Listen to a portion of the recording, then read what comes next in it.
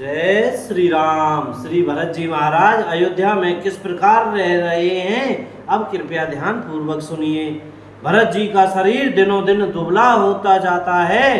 तेज अन्न घृत आदि से उत्पन्न होने वाला मेद घट रहा है। बल और मुख छवि, मुख की शांति, मुख की कांति अथवा शोभा वैसी ही बनी हुई है। राम प्रेम का प्रण नित्य नया और पुष्ट होता है। धर्म का दल बढ़ता है और मन उदास नहीं है, अर्थात प्रसन्न है। संस्कृत कोश में तेज का अर्थ मेद मिलता है और यह अर्थ लेने से घटाई के अर्थ में भी किसी प्रकार की खींचतान नहीं करनी पड़ती। जय सिया राम। जैसे शरद ऋतु के प्रकाश विकास से जल घटता है किंतु बेंत शोभा पाते हैं और कमल विकसित होते हैं। समदम संयम नियम और उपवास आदि भरत जी के हृदय रूपी निर्मल आकाश के नक्षत्र तारागण हैं। विश्वास ही उस आकाश में ध्रुव तारा है।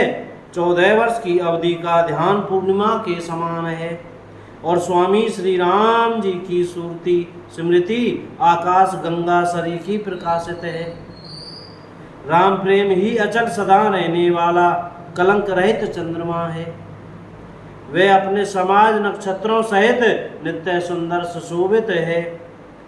भरत जी की रहनी समझ करनी भक्ति वैराग्य निर्मल गुण और ऐश्वर्य का वर्णन करने में सभी सुकवि सकुचाते हैं, क्योंकि वहाँ औरों की तो बात ही क्या, स्वयं शेष गणेश और सरस्वती की भी पहुँच नहीं है। वे नित्य प्रति प्रभु की पादुकाओं का पूजन करते हैं। जीव राम राम जप रही है, नेत्रों में प्रेम का जल भरा है। लक्ष्मण जी, श्री राम जी और सीता जी तो वन में बसते हैं, परंतु भरत जी घर ही में रहकर तप के द्वारा शरीर को कस रहे हैं। दोनों ओर की स्थिति समझकर सब लोग कहते हैं कि भरत जी सब प्रकार से सराहने योग्य है। उनके व्रत और नियमों को सुनकर साधु संत भी सकुचा जाते हैं और उनकी स्थिति देखकर मुनिराज भी लज्जित होते हैं। भरत जी का परम पवित्र आचरण चरित्र मधुर सुंदर और आनंद मंगलों का करने वाला है।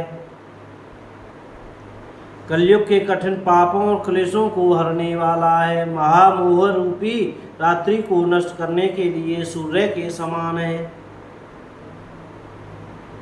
पाप समूह रूपी हाथी के लिए सिंह है। सारे संतापों के दल का नाश करने वाला है। भक्तों को आनंद देने वाला और भव के भार संसार के दुख का भंजन करने वाला तथा श्री राम प्रेम रूपी चंद्रमा का सार अमृत है।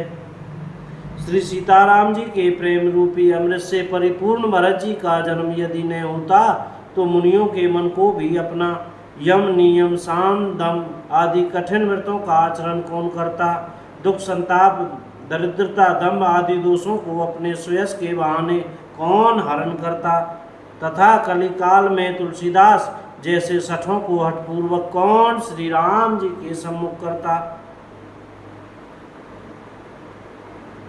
तुलसीदास जी कहते हैं, जो कोई भरत जी के चरित्र को नियम से आदर पूर्वक सुनेंगे उनको अवश्य ही श्री सीताराम जी के चरणों में प्रेम होगा और सांसारिक विषय रस से वैराग्य होगा। बोलो राजा रामचंद्र की जय हो। यह श्री रामचरितमानस अयोध्या कांड का अंतिम संवाद श्लोक 16 था। आज यहीं पर यह पूरा हुआ। कल आगे श्री रामचरितमानस अरण्य कांड का पाठ करेंगे। बोलो राजा रामचंद्र की जय हो। अयोध्या धाम की जय। श्री वृंदावन धाम की जय हो। चमेली वन धाम की जय। श्री हनुमान जी महाराज की जय हो। शंकर भगवान की जय। अपने अपने गुरु महाराज की जय। सब संतन की जय। जय श्री राम श्याम। जय राम जी की। या बोलने में पढ़ने में कहने में सुनने में हमसे कोई गलती हो गई हो तो क्षमा करते रहिएगा और मुख में सीताराम सीताराम राधे श्याम बोलते रहिएगा भैया। जय राम जी की। सीताराम।